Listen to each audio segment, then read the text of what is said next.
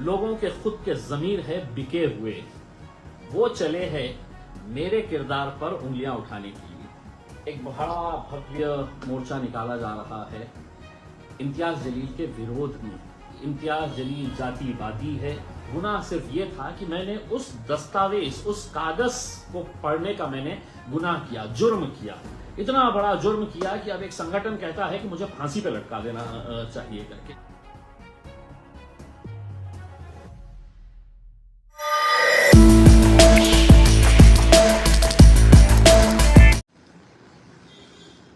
आदाब, नमस्कार, सत श्री अकाल, वेरी गुड इवनिंग। एक बार फिर मैं आपके बीच में हाजिर हुआ हूं कुछ अहम बातें करने के लिए, कुछ मुद्दों से आपको आगाह करवाने के लिए।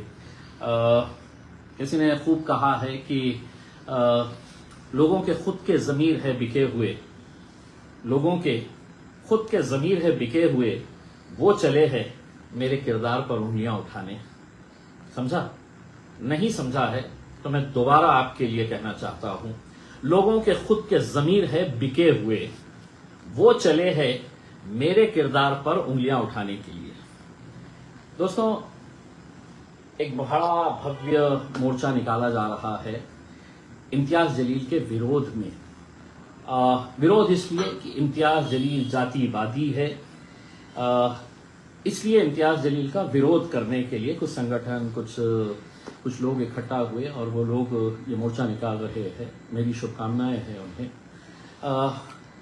जब कोई मुझे जातिवादी कहता है तो मुझे ऐसा लगता है कि कोई मुझे गाली दे रहा है करके, क्योंकि इम्तियाज जलील 24 साल पत्रकारिता किया, 10 साल राजनीति में रहा, 5 साल इसी शहर का आमदार रहा, 5 साल इसी जिले का खासदार रहा।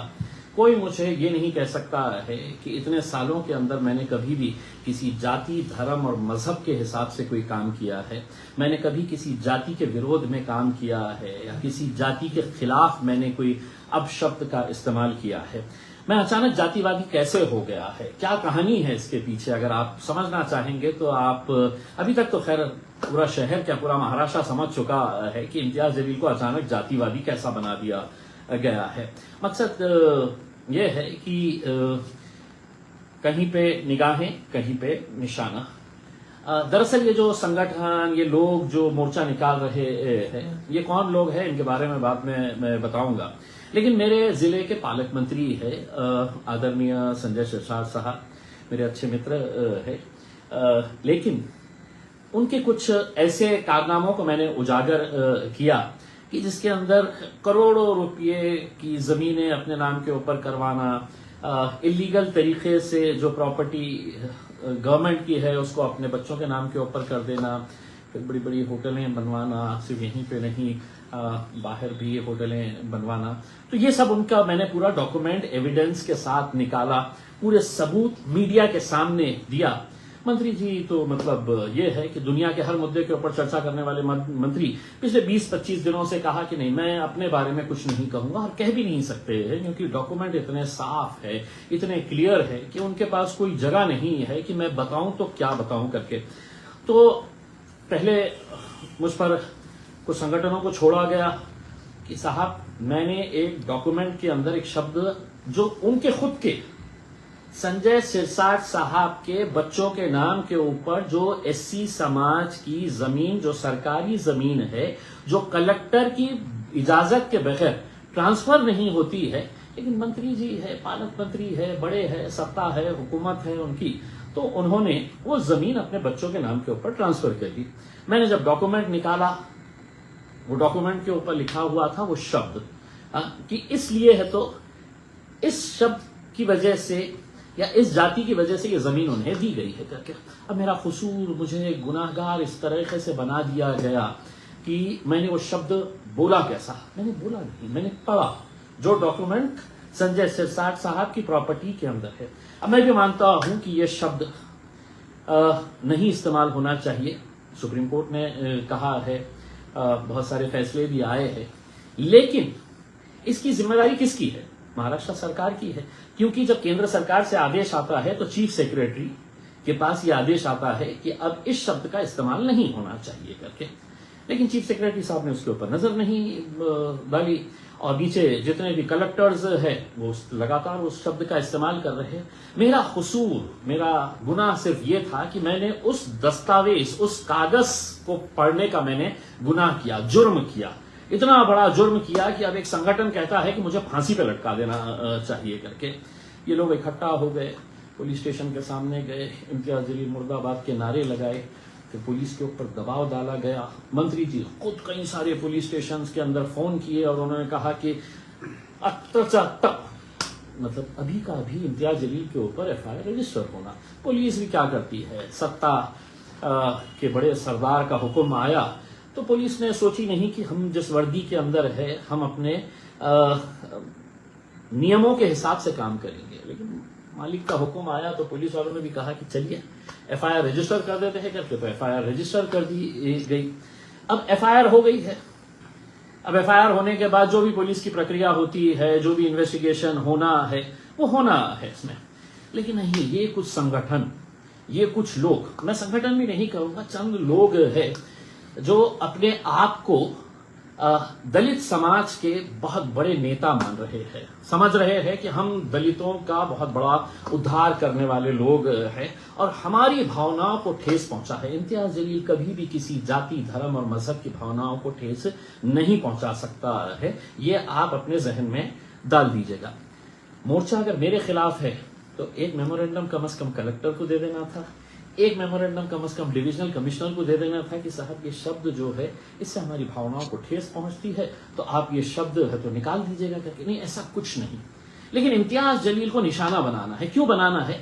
क्योंकि इम्तियाज जलील ने जो मुद्दा उठाया है, मुद्दा क्या है? भ्रष्टाचार का है, करोड़ों रुपये का मामला है। अब उसको किसी तरह से डाइवर्ट करना, तो मंत्री जी ने क्या कहा, ये तो बेकार पड़े ही रहते हैं, तो इनको सबको बुलाया और इनके हवाले असाइनमेंट दे दिया, काम दे दिया कि भैया काम पे लग जाओ, तुम्हारा हर हिसाब से मैं ख्याल रखूंगा। अब ऐसा ख्याल रख रहे हैं कि ये लोग धना प्रेस कॉन्फ्रेंस, बड़ी आलीशान होटल के अंदर प्रेस कॉन्फ्रेंस ली गई, वहां पर चिकन बिरयानी और चिकन खोरमा खिलाया गया पत्रकारों को, यूट्यूब वालों को एक पैकेट भी दी गई है। मैं इसके बारे में ज्यादा नहीं बोलता हूं, लेकिन इस तरीके से एक माहौल बनाने की कोशिश की गई। देखिए, दलित चळवळ, दलित मूवमेंट जो है इसका एक इतिहास रहा है और बहुत अच्छे अच्छे मुद्दों के ऊपर ये दलित मूवमेंट ने बहुत अच्छा काम अपने समाज के लिए किया है और आज भी करते हैं।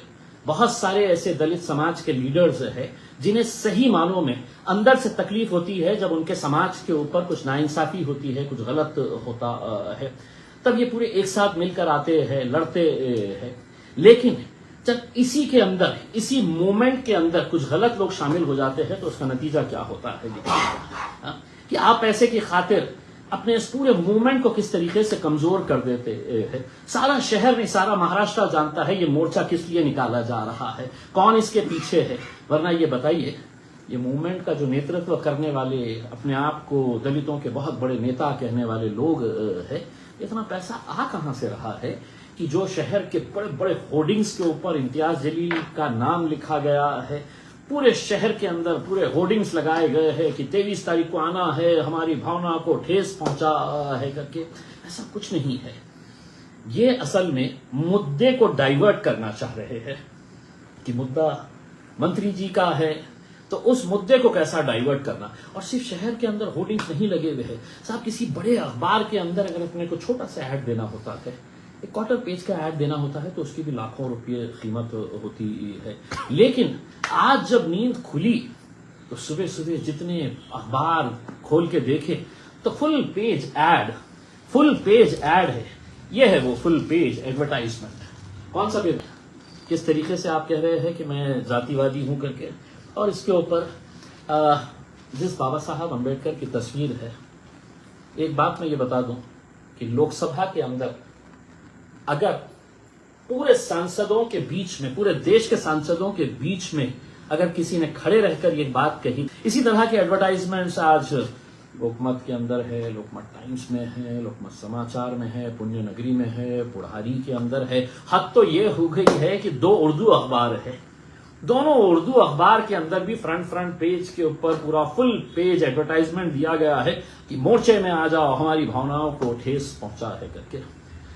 दोस्तों, ये जो मोर्चे का नेतृत्व कर रहे हैं, उनको ये बात बता देना चाहता हूं, मैं अगर महाराष्ट्र सरकार के एक मंत्री की पोल ऐसे खोल सकता हूं, तो आप ये मत समझ लीजिएगा कि आपके मोर्चे से मैं डर जाऊंगा, घबरा जाऊंगा, मैं दब जाऊंगा, मैं खामोश हो जाऊंगा। बहुत गलत फहमी में जी रहे हैं आप उसमें।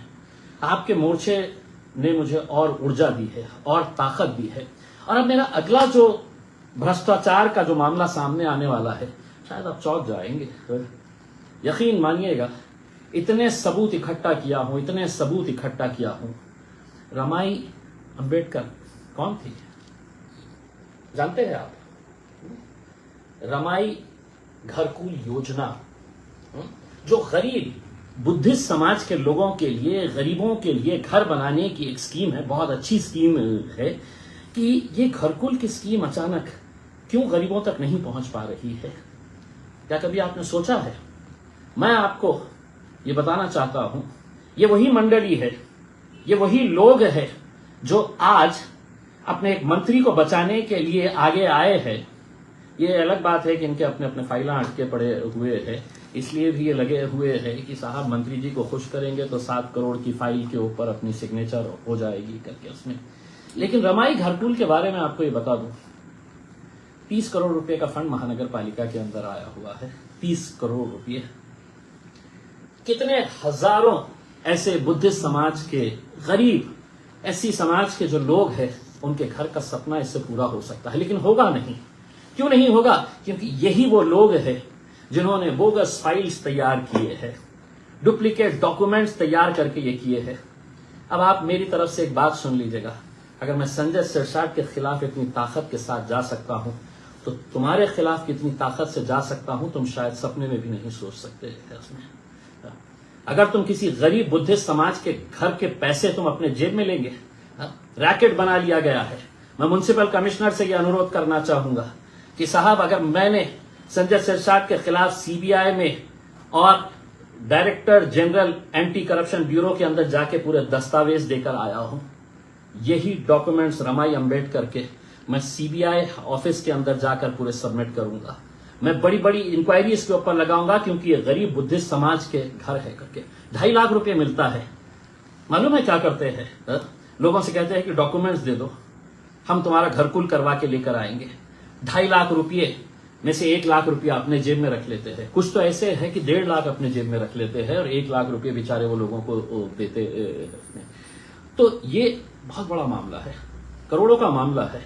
और यकीन मानिए, अगर इम्तियाज जलील अगर इसके पीछे पूरी ताकत के साथ पड़ा, तो मैं आपको वादा करता हूं, आज मेरी जबान आप याद रख लीजिएगा कि आपको मैं जेल के पीछे भिजवा के रखूंगा। मैं अगर गरीब बुद्धिस्ट लोगों के जमीनों के ऊपर, उनके घरों के ऊपर तुम नजर डाले हुए हैं और ये समझ रहे हैं कि हम समाज के बहुत बड़े लीडर हैं और हमारे को हमारे माई बाप का संरक्षण हासिल है, वो हमारे सर के ऊपर हाथ रखा है। अरे तुम्हारे माई बाप को मैंने नहीं गिना हूं तो तुम्हारे को क्या? तो तैयार रहना। ये संजय सिरसाट का मामला तो मैंने देख के आ गया हूं, अब वो इंक्वायरी जैसी भी होना है वो करेंगे। किसी ने मुझे बताया कि 1,000 रुपये के हिसाब से लिया गया है मंत्री जी से कि साहब ज्यादा लोगों को लाना है, लोग आने के लिए तैयार नहीं है क्योंकि उनको मालूम पड़ गया है कि इस मुद्दे के अंदर कोई जान नहीं है और हम आपको बचाने के लिए आ रहे हैं। तो कुछ जो लीडर्स है जिनके खुद के किरदार कैसे है, जिनके खुद के जिस्म के ऊपर कितने छींटे हैं बेईमानी के, वो आज जातिवाद का ठपका मुझ पर लगाकर ये मोर्चा ऑर्गेनाइज कर रहे हैं। मेरी पूरी शुभकामनाएं तुम्हारे साथ है, लेकिन बहुत जल्द आपको उसकी पूरी पोल भी खोलूंगा। जो जो लोग उस होटल के अंदर बैठ के मीडिया के सामने कह रहे थे कि हमारी भावनाओं के तुम्हारी ठेस कब पहुंचनी चाहिए, जब कलेक्टर ऑफिस के सामने एससी समाज के गरीब लोग पिछले 2 महीने से बारिश में धूप में बैठे हुए हैं, इनमें से एक भी नेता नहीं है जो वहां पर जाकर 10 मिनट उनको ये कह सके कि हम तुम्हारे साथ है करके। 2 महीने हो गए हैं। जब वो वहां पर बैठे हैं तो आपकी भावनाओं को ठेस नहीं पहुंचा है। आपकी भावनाओं को सिर्फ इम्तियाज जलील से ठेस पहुंचता है, सरकार से नहीं पहुंचता है। आज मुकुंदवाड़ी के अंदर गए थे कोई, अपने आप को कृति समिति बताने वालों, आप मोर्चे की जो तैयारी कर रहे हैं, लेकिन ऐसे कितने दलित समाज के, बुद्धिस्ट समाज के, मुसलमान, हिंदू भाई हमारे, उनके घरों को बेघर किया गया है पूरा गैर कानूनी तरीके से, गुंडागिरी करके। कि एक नेता ने, जिनके तलवे आप चाट रहे हैं, वो नेता फोन करके कहता है कि पूरे के पूरे गिरा दो लोग घर, और प्रशासन, पुलिस पूरी हरकत में आके पूरे गिरा देते हैं। तब आपकी भावनाओं को ठेस नहीं पहुंचता है। कभी विद्यापीठ गए हैं आप?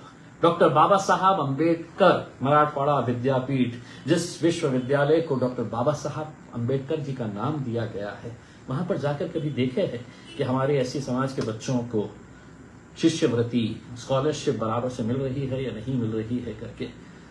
कैसे वो लोग फीस भरने के लिए सरकार उनके पैसों को रोक दे रही है, स्कॉलरशिप्स नहीं दे रही है। तब आपकी भावनाओं को ठेस नहीं पहुंचती है, क्योंकि आपको सिर्फ अपने बारे में सोचना है। आपको सिर्फ ये सोचना है कि रमाई घरकुल योजना के अंदर कितने लाख या कितने करोड़ में बना सकता हूं। म्युनिसिपल कमिश्नर साहब, आप भी तकलीफ में आ जाएंगे अगर एक एक फाइल की छानबीन करके अगर ये नहीं दिया गया, क्योंकि मैं इतना दबाव डालने के बाद भी अगर मैं नहीं पीछे हटा, तो आप ये समझ लीजिएगा कि इम्तियाज जलील की फितरत में झुकना, डरना, बिकना लिखा नहीं है। आपने मुझ पर एट्रोसिटी का केस दाखिल कर दिया है, मैं लड़ूंगा। लेकिन अब क्या है कि ये चाह रहे हैं कि इम्तियाज जलील को फांसी पे लटका दिया जाए करके। आप समझ लें, कानून है, कानून अपना प्रोसीजर, आपने तो अपना काम कर लिया है, एफआईआर रजिस्टर करवा दिए है। अब जो भी फेस करना है अदालत के अंदर हम फेस करेंगे उसमें। दूसरा ये है कि जब ये भी मामला हो गया कि साहब एट्रोसिटी भी हो गई है, हम मोर्चा भी निकाल रहे हैं, इम्तियाज जलील के ऊपर नए नए आरोप, शहर के अंदर इनके 22 लोग घूम रहे थे। कलेक्टर ऑफिस में इम्तियाज जलील का कुछ मिलता है, वक्फ बोर्ड में जाके इम्तियाज जलील के बारे में कुछ मिलता है। ये गाड़ी किसकी है, ये घर किसका है करके। जब कोई नहीं मिले तो एक साहब रहते हैं, हर 5 साल के बाद आते हैं, इलेक्शन के वक्त में उनकी गाड़ी के अंदर पेट्रोल डालो, जितना पेट्रोल डालते हैं वो जोर जोर से चीख के चिल्ला के बोलते हैं, कौम और मिल्लत का वास्ता देकर ये बहुत जोर जोर से चिल्लाते हैं। पेट्रोल खत्म तो फिर वो खामोश। लेकिन मुझे खुशी है इस बात की कि मेरी वजह से ना जाने कितने लोगों के घर चल रहे हैं अभी, मेरी वजह से इनका चूल्हा जलने वाला है कुछ दिनों तक उसमें। तो आपको मुबारक साहब, आपका भी हिसाब लिया जाएगा। आप बिल्कुल ये फिक्र मत करिएगा कि आप आएंगे, कुछ यूट्यूब वालों को बुलाएंगे, मीडिया वालों को बुलाकर धीरे से पैकेट उनके हाथ में थमा डालेंगे। इसमें हिसाब तो आपका भी लिया जाएगा। और हाँ, मेरे बारे में जितना भी है, मैंने जैसा आपके जितने आका है ना, आपके आका के बारे में मैं जाके तो director general, anti corruption bureau, CBI headquarter, वहां पे जाके सब दे दिया हूं। तो आप ये मीडिया वालों के सामने क्यों अपना वक्त जाया कर रहे हैं? क्यों चीख के ये कह रहे हैं कि इम्तियाज जलील ऐसा है, इम्तियाज? आप भी डॉक्यूमेंट जमा करिए और ऐसा करिए कि आप आका के पास जाइए, 5,500-6 हज़ार रुपए का प्लेन का टिकट मिलता है, उनको बोलिए साहब प्लेन का टिकट जरा मेरे को दे दीजिएगा। T2 के ऊपर फ्लाइट जाती है, वहां पे उतरिएगा, वहां से तो टैक्सी ले लीजिएगा। बीकेसी के अंदर सीबीआई का ऑफिस है, बीकेसी में जाइए, वहां पे सीबीआई ऑफिस, अच्छा हुलिया बना के जाइए, वरना आपको बोलेंगे ये कौन आया है, अंदर आने देंगे नहीं देंगे पता नहीं है। अच्छा थोड़ा सा अच्छे तहजीब से जाइएगा उसमें, क्योंकि वहां पे ऐसा वैसा नहीं चलता है उसके अंदर। तो जो भी डॉक्यूमेंट्स है वो लेके जाके वहां पे दीजिएगा, या नहीं तो आपके पास एंटी करप्शन ब्यूरो है। एंटी करप्शन ब्यूरो का ऑफिस जो है वो वर्ली के अंदर है, वहां पे जाइए। टैक्सी के अगर पैसे लगेंगे, मंत्री जी नहीं दे रहे होंगे, मैं दे दूंगा, जाइए। मीडिया के सामने चिल्लाने से कुछ नहीं होने वाला है। सही मानों में अगर काम करने का है तो सही तरीके से काम करिएगा। अगर इम्तियाज जलील को फंसाने का तय ही कर लिए है तो सही तरीके से जाइए। ये यूट्यूब वालों को बुला के क्यों अपना वक्त जाया कर रहे हैं? उसमें आधा घंटा चीख के मुझे डर लग रहा था कहीं हार्ट अटैक ना आ जाए करके, ब्लड प्रेशर ना बढ़ जाए करके। अपने आप को आराम से संयम से रखिएगा। मैं कैसा संयम से रख रहा हूँ, चारों तरफ से घिरा हुआ हूँ। अब तो ये हालत हो गई है कि मंत्री जी ने बोले है कि एट्रोसिटी हो गई है, लेकिन अब मानहानि का दावा भी करना है करके, तो उन्होंने कोर्ट के अंदर मानहानि का दावा, इम्तियाज जलील झूठा है, इम्तियाज जलील ने गलत आरोप लगाए हैं, मेरे क्लाइंट की छवि खराब हो गई है करके। ये मानहानि नहीं है, ये मानहानि नहीं कहते इसे, ये मनी हानि। मतलब जो पैसे की हानि हुई है ना, उसमें पैसे का जो नुकसान हुआ है, मनी हानि जो हुई है, ये सारी तकलीफ उसकी। अब आप कोर्ट में है तो एक डिफेमेशन सूट भी डाल दिए है, चलिए कोर्ट में भी लड़ लेंगे करके।